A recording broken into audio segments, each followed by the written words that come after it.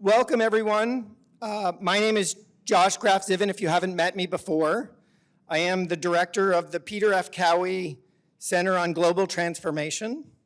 This is the first. We run a Pacific Leadership Fellows program, which brings distinguished visitors from around the world to come speak and interact with you, and we are delighted to welcome some guests for you here, which I'll welcome in a minute. Let me just start out by saying, for those of you who don't know the Center on Global Transformation is a center that is focused on how politics and economic incentives shape technological innovation, and conversely, how changes in technology and the technological landscape influence political and economic systems. We run a variety of events. Pacific Leadership Fellows is just one of them. We're delighted to welcome you here today and hope to see you at many future events. I am going to turn the microphone over here to my esteemed colleague, Adhvaryu. Ach is a new member of the faculty here at GPS at UCSD and the inaugural director of the 21st Century India Center, whose goal is to contribute to the success of India and US-India relations through research, education, and policy action. The center's purpose is to bridge a gap between the ivory tower and the policy space. I will let Ach say a few more. Let me just flag one more thing for you. Center's organized around three broad pillars: global competitiveness, inclusive growth, and climate and sustainability. Today's event, of course, focuses on this third pillar. Ach, welcome, and the floor is all yours.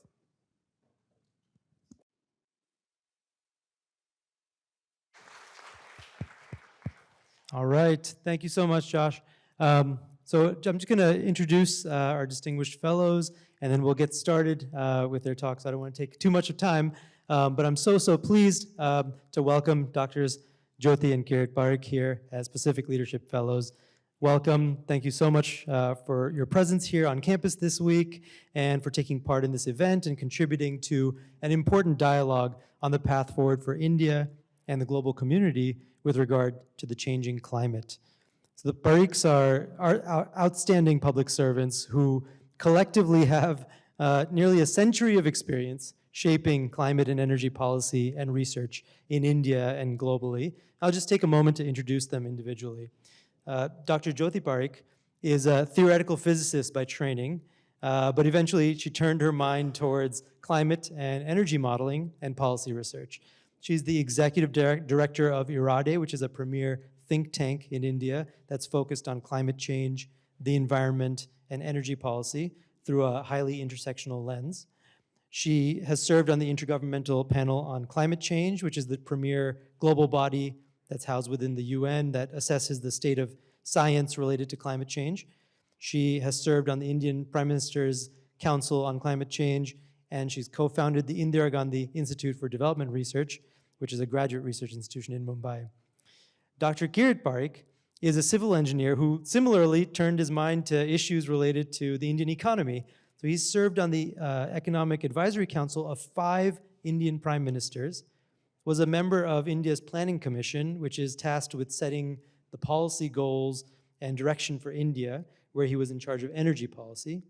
He was instrumental in liberalizing important sectors of the Indian economy in the 1990s and 2000s, and continues to play a critical role in shaping the privatization of the energy sector in India, particularly around renewable energy generation today. In 2009, for his decades of service to the Indian people, he was awarded the Padma Bhushan, which is the third highest possible honor bestowed upon Indian citizens. So let's please give a warm welcome to Doctors Jyoti and Kirit Parikh. Thank you.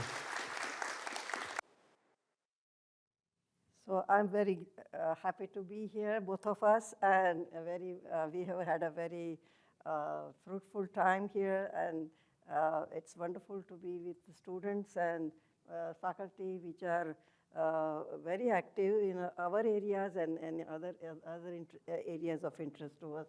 And we are very grateful for the honor and the warmth that we get here. Thank you. So let me begin with our talk, India's climate policy.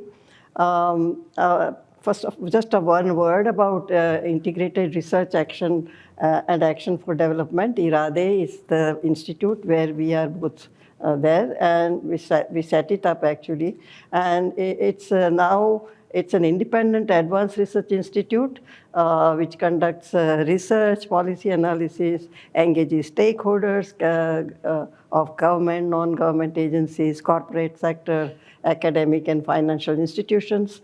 We are listed among the top reputed think tanks in the South Asia, working in the area of climate change, energy, and sustainable development. We have completed 20 years, and since inception, we have supported, given decision support to 11 ministries in India and also globally in many forums, and concluded 110 projects. First of all, we want to turn to global narratives about climate change and how people talk about global issues and what's the problem India has with it. People talk about total annual emissions rising every year. So 1990 is the reference point for United Nations Framework Convention on Climate Change, which was signed in 1992 actually in Rio. And people say, okay, since Rio, here is the total CO2 emissions for every country. Of course, China has grown considerably from 2 tons to nearly 9 tons. United States was from 5 tons, but of course it was emitting much before 1990. That's why it got to 4 tons in the first place. And also that added to the CO2 emissions in the atmosphere. And that has come down, so it's coming down. But India is the one, they say it's rising, but then it didn't emit in the past. So now what should be the narrative if not annual emissions? So we say, okay, I think we should talk about 2 things, per capita, and I'll come to the next one later. So yes, per capita, India is it's lower than the world average, which is 4.4 tons. China has crossed world average way back in 2005, and United States is fortunately coming down from 19 to 13. And well, I just gave UK as an example, which for a while, at least in the earlier slide, it was ahead of India, and then India caught up with it. So this is one area when we say, well, we are still one half or 1/3 of global averages per capita. But then how does the climate change happen? It happens because of the cumulated emissions from actually 1850. But okay, people say we didn't know it causes it, but nobody can say they did not know after 1990, because it was already being discussed and Rio Convention was signed. So from then on, China has emitted 149 gigatons, United States 147, and India has done 33. Of course, this is an old slide, and by 2023, everybody has done more. But since the annual emissions of these countries are high, there is not that much, I mean, there is a change, of course, in the numbers, but still the ranking remains the same, except India is very close to Russia now. And so India is 3rd country in the global sense, but very, very distant 3rd. And in per capita, it's one of the top 40. So, and so it's not just about India, it's about many, many developing countries who feel this way. So, okay, how about future? Would India increase in future? So then there are a lot of modeling work available, and 1990 to 2040, this is done by International Energy Association, OECD Institute in Paris, and they predict that China will emit 302 gigatons to to 19 by United States, and so on. So even then, India is not there. Okay, India is very populated, but despite the population, it is not the problem as much as the other countries. So that's our stand on the global narratives. But yet, all that is there, but still India feels that we should act ambitiously, partly because it's a question of India's energy security, it's a question of air pollution, and well, affordability in some sense. Because India does not have oil and gas, petroleum fuels and we are importing almost 80%. So we have, we declared our goals for Paris. It's called Nationally Determined Contribution, NDC, and then we increased it. And not only we think that it would be met by 2030, so we increased the ambition at Glasgow. These are climate conference of parties meeting, COP meetings in which monitor climate action every year, takes place in different countries. So by 2030, we've said we would do that time 38%, but now we increased it to 50% non-fossil capacity. Non-fossil for us includes solar, wind, hydro, nuclear, so none of them can cause global warming. So if we increase our growth and emissions, growth and energy in this manner, then nobody should have a problem. So emission intensity is already lower by 45%. Over 2005 was the base year we gave. So other thing people say, India's renewable capacity is 43% share in 2023, but China has 50%. But then China's per capita emissions is 7 tons, India's 1.7. So if you look at 43% of that and 50% of that, China still needs to do a lot more and much better than India. So we find inequity in this kind of narratives and trying to bring the debate on proper indicators so that we can do scientific progress scientifically. So also adaptation. Inequity, we feel, is those who have not emitted. There are poor people who don't even emit half a ton, so, or less than that. So why is they suffer climate change, heat stress, extreme events, and so on. So, and mitigation, also, those need to grow, which is many, many countries, not just India, another 75 countries or so. They need to grow, but there is no carbon space to grow because, as you see, carbon space is occupied by 700 tons and so on. Now, global negotiations, carbon growth rather than carbon space occupied is what we should be negotiating. Emission growth rather than accumulated and stock of emissions is being discussed, and so we should choose the current metric, scientific metric, which is the accumulated emissions.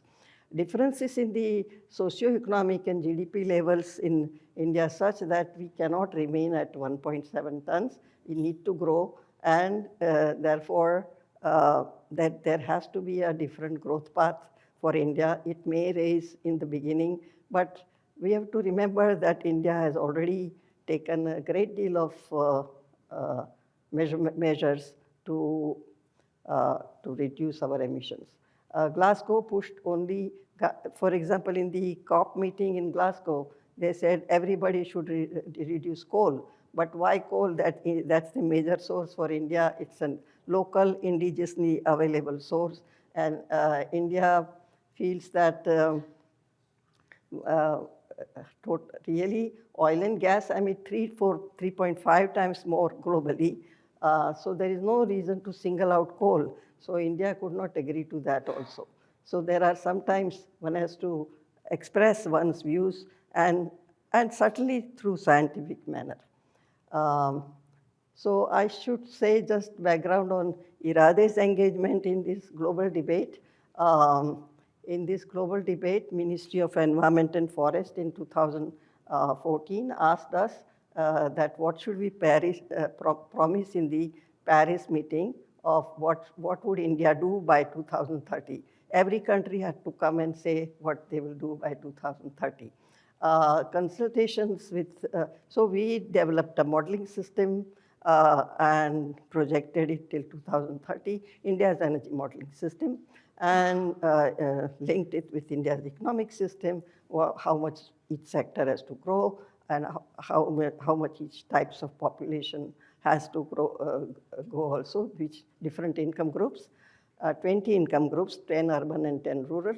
And following this, they took us to Ministry of Coal, Petroleum, Natural Gas, Power, Planning Commission, Commerce, and everybody saw our results, commented it. We went back to drawing board as and when necessary, and we gave certain results, and that was presented.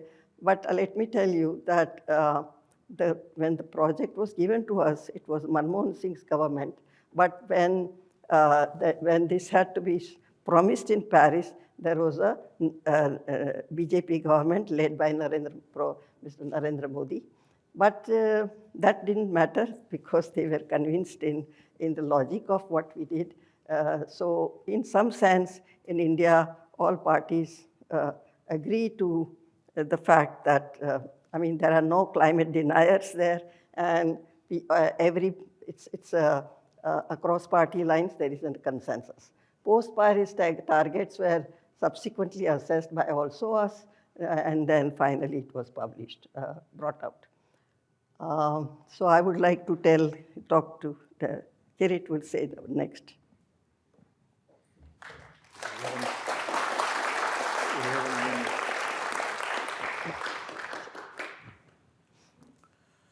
I think I'll briefly describe the evolution of India's energy strategy. In 2005, we formulated the integrated energy policy. I was then the member of the Planning Commission, and in 2006, Manmohan Singh told, he was the Prime Minister then, at the Glasgow meeting of G7+1 or something, that India can promise that will never exceed the per capita emissions of industrialized countries. I think we started 8 national missions on climate change. Solar was also pointed out by the integrated energy policy as India's future source of energy, because we don't have this. And at that time, the solar was expensive, but we said we will still target about 20 gigawatt by 2030, that we will have to subsidize earlier solar there, and that we do it subsidy in such a way that there is an incentive to cut down cost and be efficient. So the solar was bid by private people, that here is a site, set up a 50 megawatt or 100 megawatts plant, and you bid at what price you would give it electricity to people. That reverse bidding has really brought down the initial first auction. The price was 13.5 rupees a kilowatt hour. $1 equals 83 rupees today. And that the latest auction brought it down to 2.4 rupees per kilowatt hour. I think we have put low carbon inclusive growth in many ways. We had provided renewable portfolio obligation to all DISCOMs, distribution companies, to state level, that they must buy a certain amount of the power from which should be renewable. We are saying increase coal use efficiency, don't have subcritical plant, only supercritical plants, and et cetera, et cetera. And in transport sector, we have taken many measures. We are pushing EV, electric vehicles, and we have already reached a number of levels.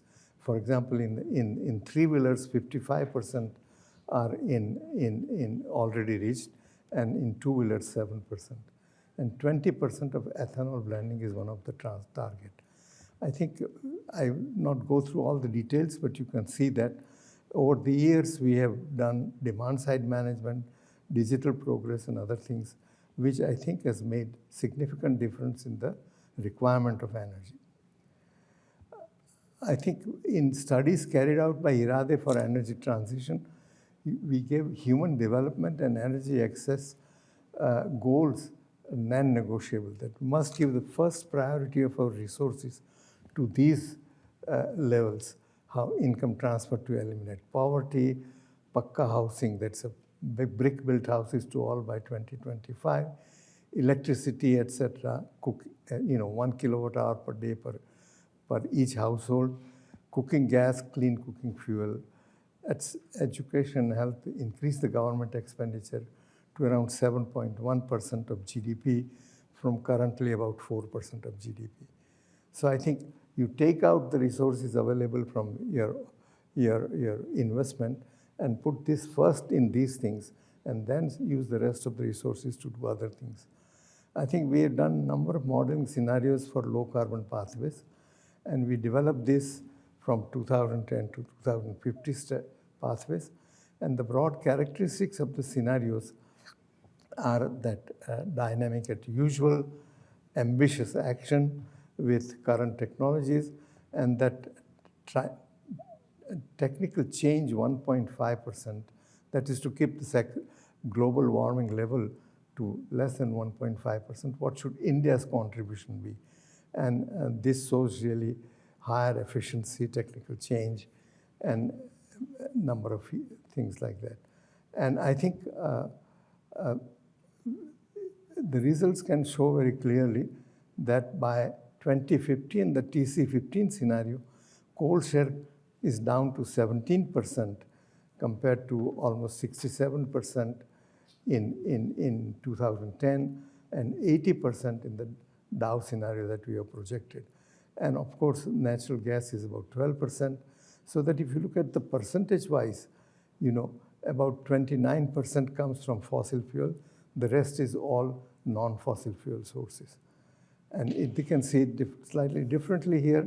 The total energy requirement goes, electricity requirement, power requirement goes down from nearly 10,500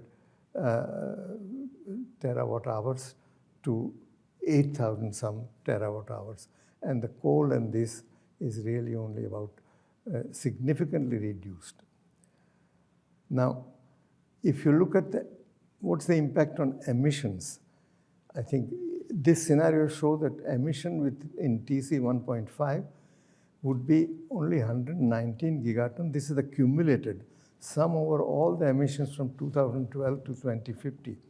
And we had allocated the global space available from 2012 to 2050 based on the IPCC scenario, saying that assume that that space is available on an equal per capita basis to all the countries based on their 2010 population. And we came at an allocation of 166 gigawatt if you take the median scenarios of 2.6 and 133 gigatons. And our scenario here shows that we could remain within that. Of course, in all these scenarios, there is a loss of GDP growth because you have GDP growth requires investment. Solar and other things also require investment. And so you have to have some trade-off between the two is always there. Jyoti?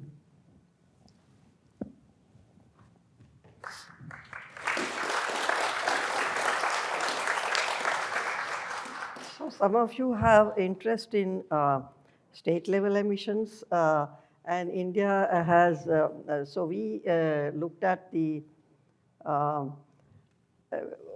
how many states have already reached 2030 goals, which was the 38% promised in Paris. And already these dark green states, which are Kashmir and Northeast states, they have reached that because they are between 175 percentages. And because they are mainly hydro states, The other states also between 38 and 75 percent share. And what the progress that has to be made are the ones which are little lighter green, mainly central India and parts of Himachal Pradesh and Haryana and so on. But the large part, the eastern part and north, I would say north part, Uttar Pradesh and so on, they are still below 20% goal, 20% renewable share. So they have to work. But the reason is that India's solar profile is such, solar irradiation profile, that these red ones have the maximum solar radiation. That's why they can make more progress than the purple one, than the blue one, and the green one, and so on. But in the blue and purple area, there are coal mines. So they are producing coal, and the western western states are producing renewable energy. Also, coastal areas, mountain areas, they all produce some kind of renewable energy. And this is one reason why and wind potential is India. Once we could start going into offshore, which we haven't, there could be much more in coastal.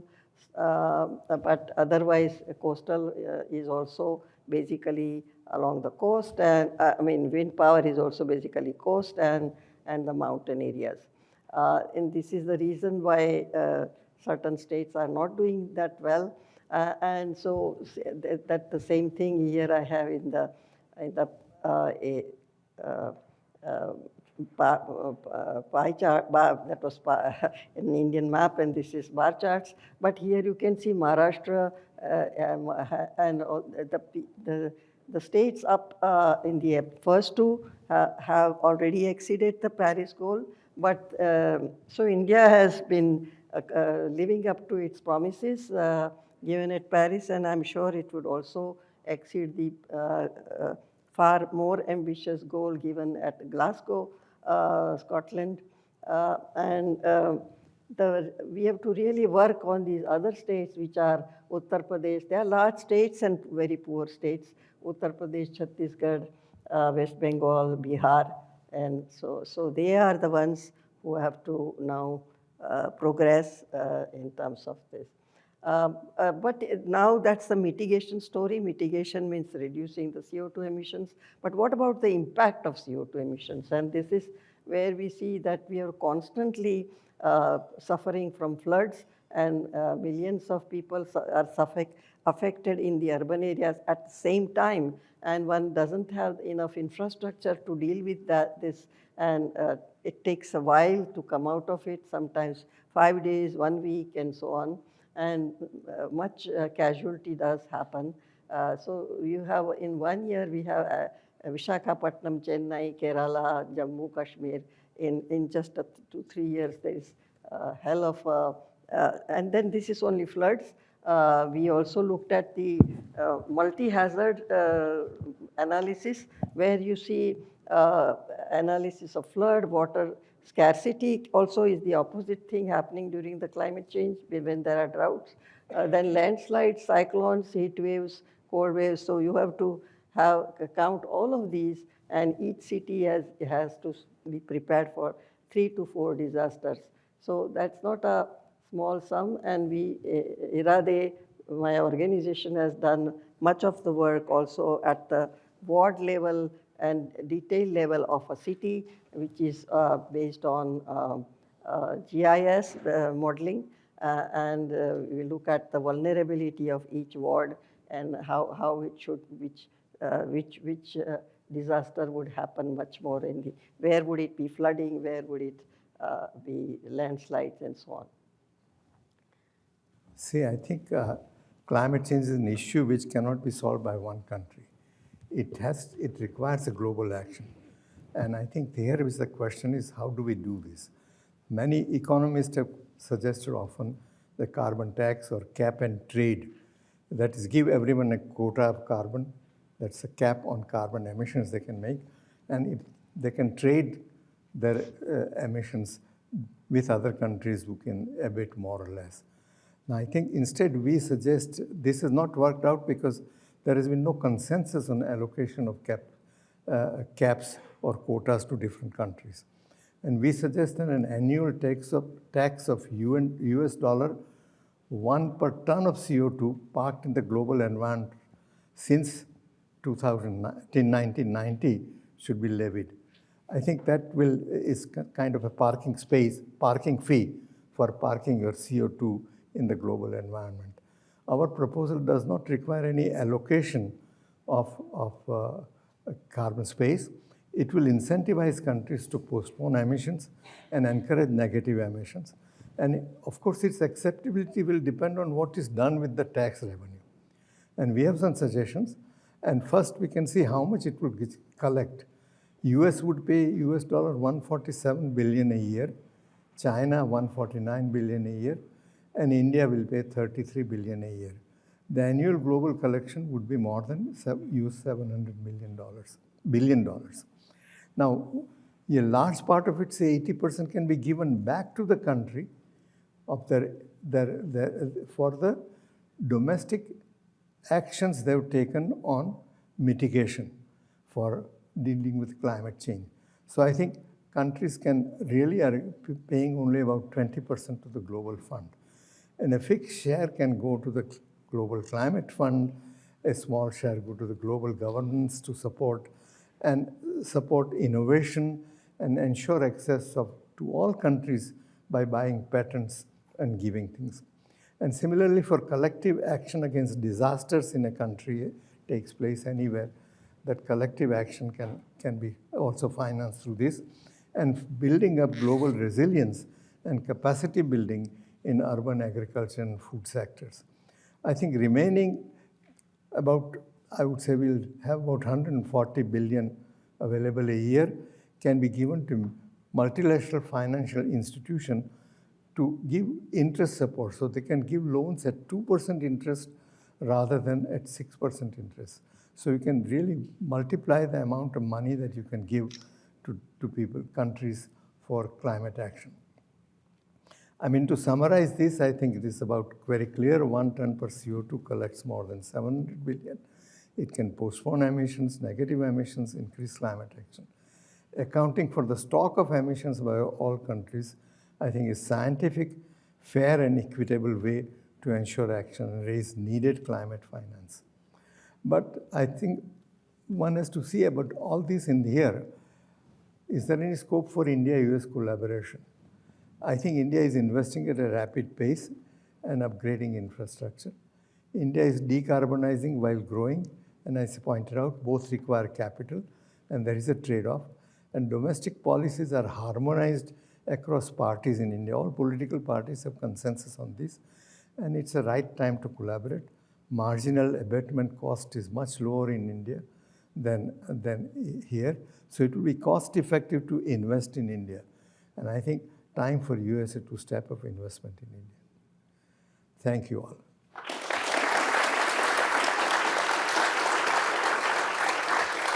All right. Thank you so much. This was wonderful, fascinating, and I have a million questions, but for fear of time, I want to make sure that we can get the audience involved. So first, we're going to have Josh, Graff, Zivin join us on stage again, and I wanted just to open it up to audience members to ask your questions of the panelists, and we can have a discussion.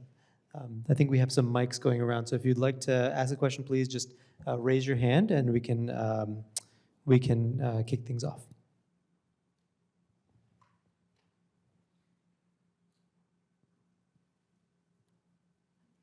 Thank you so much for the presentation.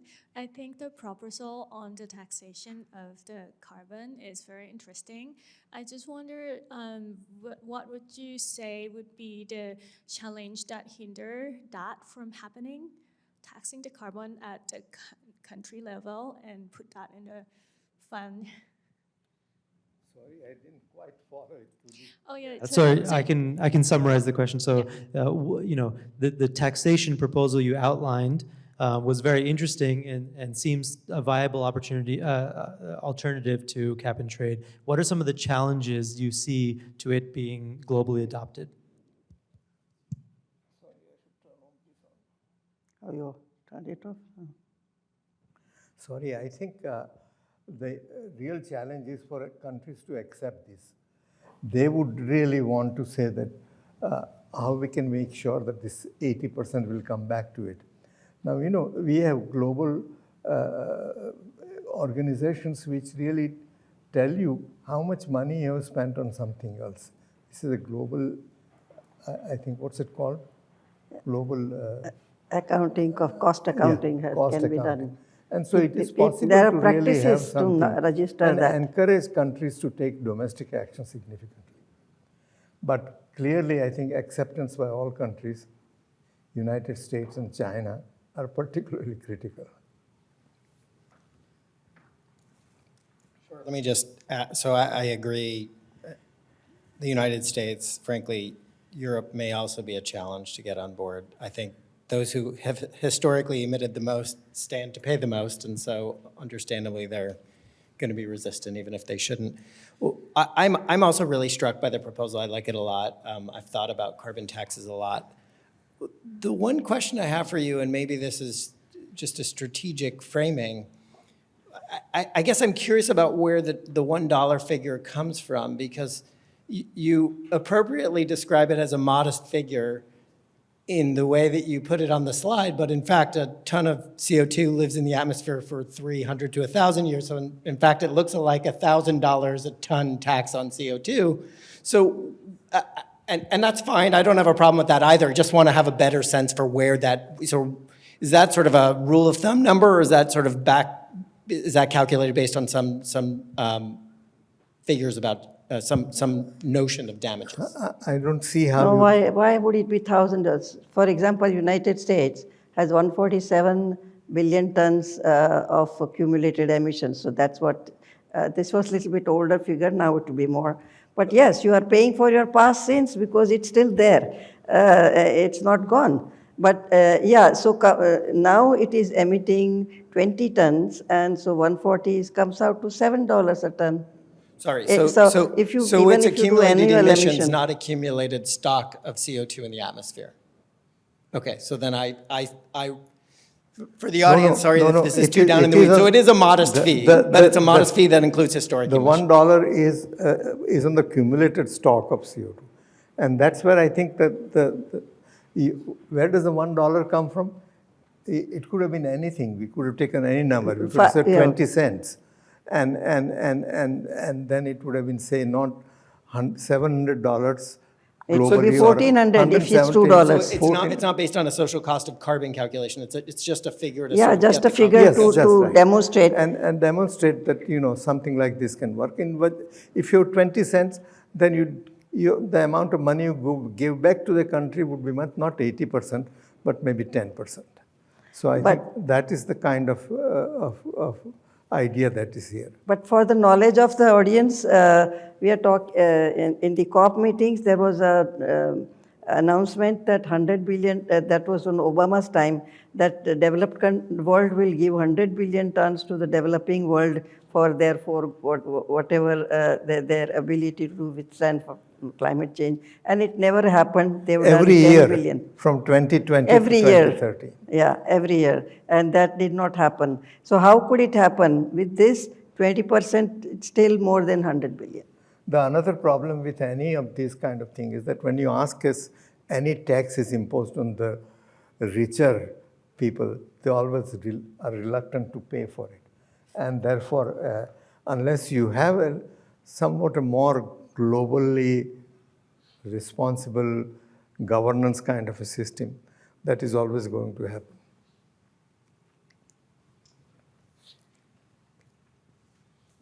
Yeah, so thank you so much for this lovely presentation. My question is coming from the Indian thinking right now for the transition, which is aiming towards 2070. So I just wanted to know your view on when global forum is talking about 2050, and India is talking about 2070. How these kind of agenda or suggestions are going to be placed when we are not aligning with the global target? Yeah, if the countries are going to have net zero by 2030 or 2040 or 2050, Europe says it will go to 2040. If US has not yet committed any number, but said 2050, and China is to 2060. If that happens, then certainly there will be, the total emissions will be zero, but then you will have some scope for negative emissions after that. And India could certainly go ahead with some additional emissions till 2070. But I think you cannot deny developing countries global space because they need to grow. They haven't yet reached even the human development levels of many even middle income countries.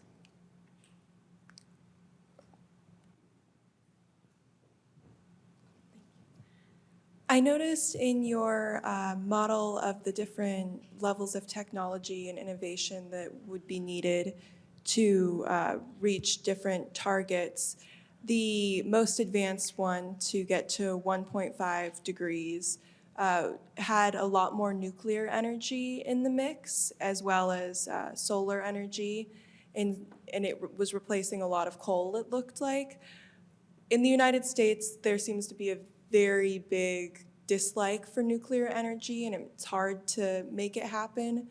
Are those political feelings prevalent in India at all, or is nuclear more accepted? Well, energy is always politicized, and many times people, many states give free electricity to poor people, then they have no incentive to save it. But otherwise, electricity is very expensive for industrial people. So like 11, to give a comparison, 4 rupees for domestic and 11 rupees for industries. So industries are actually putting energy efficiency much more into the picture. And is that yours? I think the question was also about the viability of nuclear energy as a primary source of renewable energy for India. That's very difficult politically in the US. Is that also true in India? Has the reliance been more on solar and wind, et cetera? Solar would be a lot more, and nuclear is very, very slowly being built. So already solar is a lot more than nuclear, and it's growing at much, much faster rate. But the reason why nuclear is not given up is that it gives you almost 20 hours of energy in a day. And yeah, India is not yet going to give up that. But in practice, what is happening is nuclear power takes so long, nuclear power plant to build and to find a place to build it and so on. So its growth is rather limited. While they're walking around with the microphone, I wanted to ask a question of you two. So you mentioned in passing the issue or concerns about energy security, which is a concern in many parts of the world. I was curious if you could say a bit more about that in the context of India, and in particular, whether that was largely about generating energy, say, from renewable sources within India, in contrast with, or maybe complement to, actually building the industries that generate renewable power, and how important that is to the sort of Indian mindset, if you will, around energy security. See, when we started our solar mission and set up this target, that was climate change was not the primary motivation. Primary motivation was energy security. That India has hardly any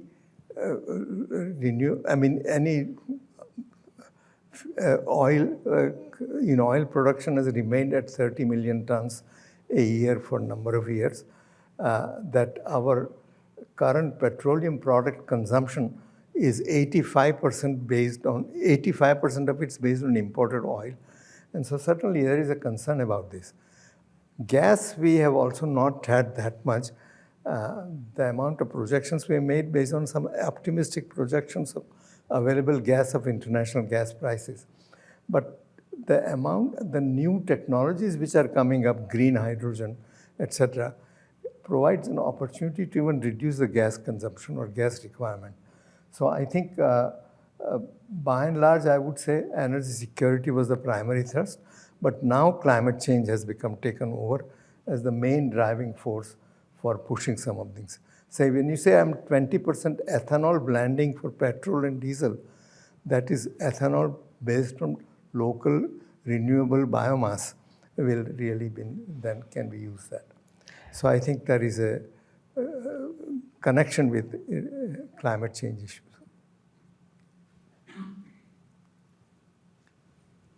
Hi, this question is for Dr. Jyoti Parikh.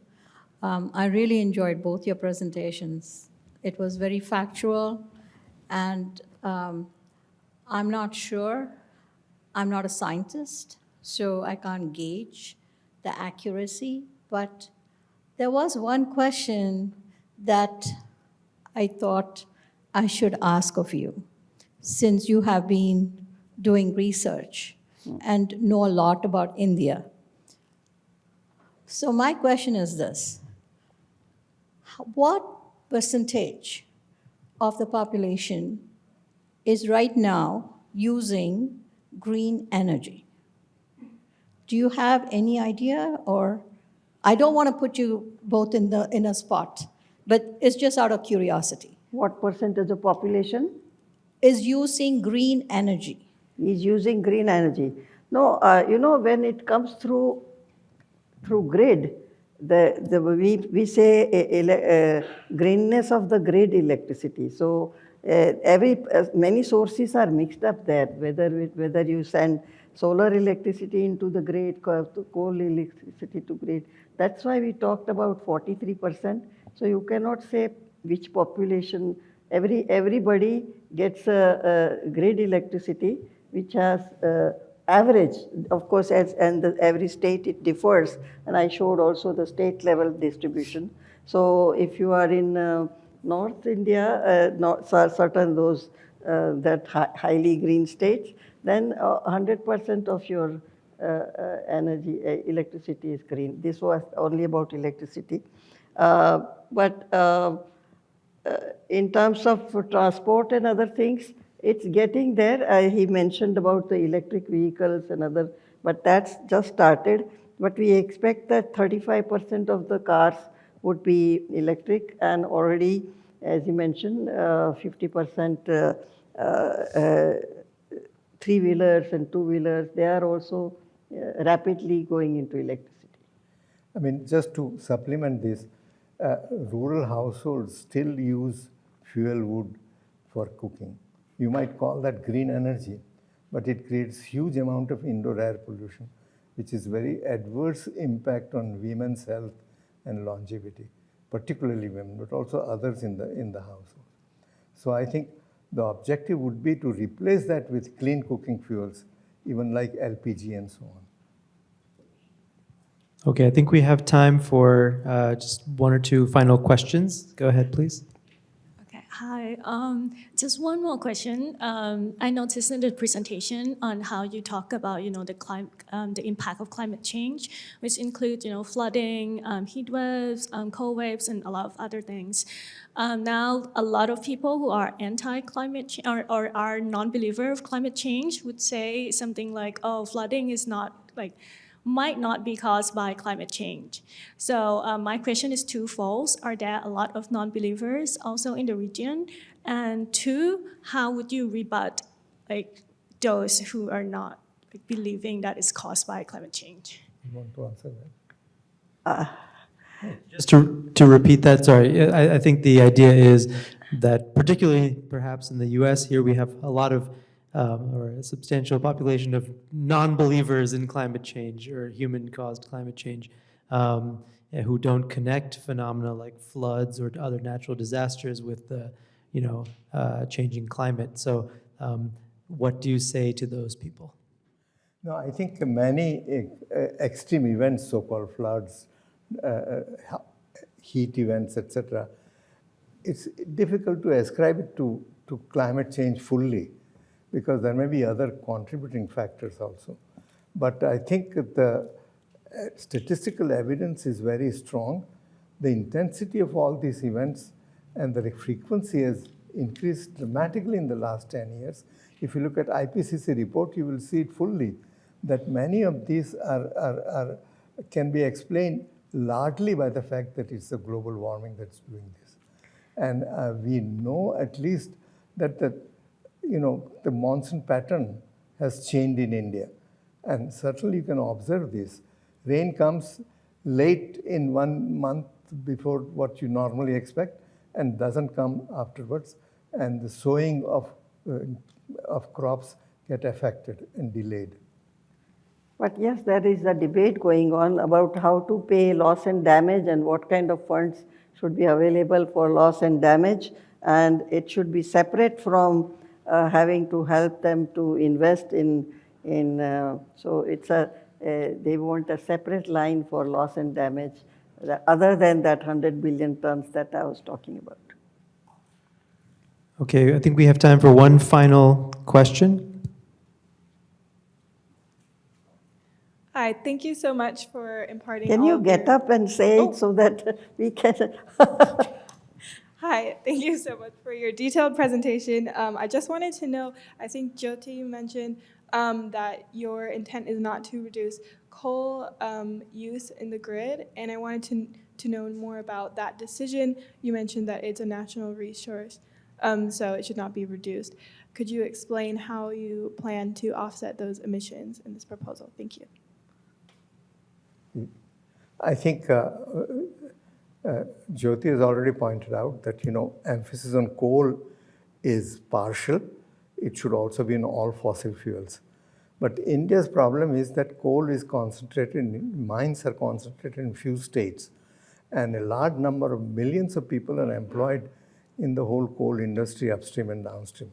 So if you really cut down coal use, then you have to worry about what you do with these people, what kind of alternative employment can you provide, and how can you make a transition which is less painful in many ways. So I think you cannot just say, to hell with you, I'm not going to have any coal. That's not possible. And I think it's not possible in a democracy. And India is a democracy after all. No, but also they are well within rights to use coal because, but we are trying to reduce it for many other reasons. And